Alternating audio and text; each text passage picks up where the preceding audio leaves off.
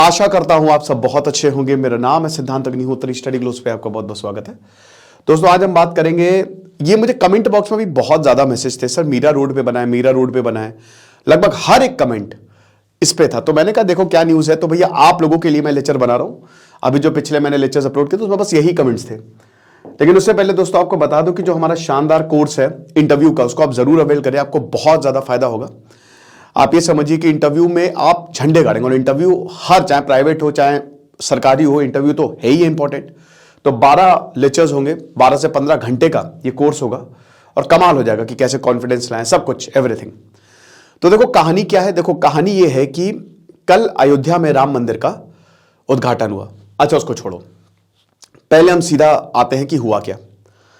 देखो यहां पे 13 लोगों को गिरफ्तार किया गया है, जिसमें 9 जो हैं उनको तो गिरफ्तार किया गया, बाकी 4 माइनर्स हैं उनको भी पकड़ा गया है। विष्णु जायसवाल 43 साल के हैं, एक दुकानदार हैं। वो बताते कि आखिरकार हुआ क्या। विष्णु जायसवाल बताते हैं कि रात के 10 बजे मैं अपनी कार लेके गुजरा, मतलब निकाली मैंने कार, और जब मैंने अपनी कार निकाली तो मेरे पीछे भी 4-5 कारें और 10-15 मोटर बाइक्स थी। तो एक रैली निकल रही थी। आपको पता है कि राम मंदिर पे बहुत जगह रैलियां निकली हैं, जय श्री राम के नारे जो हैं वो लगाए गए हैं, जो कि बहुत कोई दिक्कत नहीं है, ठीक है। तो अब रैली निकली भाई, कल हर जगह दिवाली थी, खुशी का माहौल था। तो पहले ये कश्मीरा की तरफ जा रहे थे, मुंबई की घटना, मीरा रोड मुंबई में, कश्मीरा की तरफ जा रहे थे। बाद में वहां पे बहुत ज्यादा ट्रैफिक जाम था, तो उन्होंने भयंदर की तरफ जो है वो मोड़ ली गाड़ी कि चलो ट्रैफिक जाम को अवॉइड करते हुए भयंदर की तरफ चलते हैं। फिर वहां पे भी ट्रैफिक जाम मिला, तो गाड़ी ने यू टर्न लिया और नया नगर लोधा रोड पे आ गए वो। जब गाड़ी हैदरी चौक पे पहुंची तो एक बच्चे ने देखा कि अरे ये तो गाड़ी है, और उसके बाद बोला कि ये जलसा निकल रहा है। अब वहां पे 50-60 लोगों का मॉब, मतलब एक तरीके से 50-60 लोगों की भीड़ जो है वो जमा हो गई, और फिर एकदम प्रॉब्लम होने लगी। स्टोन पेल्टिंग की घटनाएं देखने को मिली। फिर उसके बाद गाड़ियां भी तोड़ी गई। अब जो विष्णु जायसवाल, उनके गाल पे जो है वो चाकू के निशान वो बता रहे थे कि ये हुआ। कुछ लोग घायल हुए और दिक्कत हुई। अब यहां पे जब देखिए 2 कम्युनिटीज के बीच में क्लैश है तो बट ऑब्वियस है, ये एक पक्ष है, विष्णु जायसवाल ऐसा बता रहे हैं। दूसरा पक्ष ये कह रहा है कि जय श्री राम के नारे लगाए, लेकिन बहुत ही कहते ना कि इंस्टिगेटिंग नारे थे, बहुत ही भड़काऊ नारे लगाए गए। मस्जिद के सामने जो है वो पटाखे फोड़े गए, जिसकी वजह से हमारी धार्मिक भावनाएं आहत हुई। और इधर पक्ष कह रहा है कि हमारी भी धार्मिक भावनाएं आहत हुई, इन्होंने एकदम से हमला किया जिसमें एक औरत भी घायल हुई है। तो ये कहानी है। अब यहां पे पुलिस ने तुरंत एक्ट किया। यहां पे जो नया नगर एडमिनिस्ट्रेशन है, जो ऑफिशियल्स है, उन्होंने एक पूरा पीस मार्च निकाला, एक शांति यात्रा निकाली। और देवेंद्र फडणवीस ने भी बोला है कि किसी तरीके के लॉ एंड ऑर्डर अगर बिगड़ेगा तो हम उसको बर्दाश्त नहीं करेंगे, हम उस पर तुरंत एक्शन लेंगे। जो भी मिसक्रिएंट्स हैं, जो भी इस तरीके की घटना कर रहे हैं, वो ध्यान में रखें। तो आप ये समझिए कि सबको आइडेंटिफाई किया जा रहा है, और इसमें रिलीजियस एनिमिटी, मतलब धार्मिक दुश्मनी बढ़ाने का आरोप, दंगे का आरोप, दंगा भड़काने का आरोप, हमले का आरोप, 307 से लेकर 143 से 295A, 157, ये सारी धाराएं जो हैं, 8-9 धाराएं जो हैं वो लगाई गई हैं। अभी सिचुएशन पूरी तरीके से कंट्रोल में है, तो घबराने की बात कोई नहीं है, ठीक है। अब यहां पे मैं 2-3 चीजें बताना चाहूंगा। सबसे पहली बात तो यह है कि कल राम मंदिर का उद्घाटन हुआ है और पूरे देश में बहुत उत्सव का माहौल था, एक तरीके से दिवाली थी, और सब जगह पीसफुल।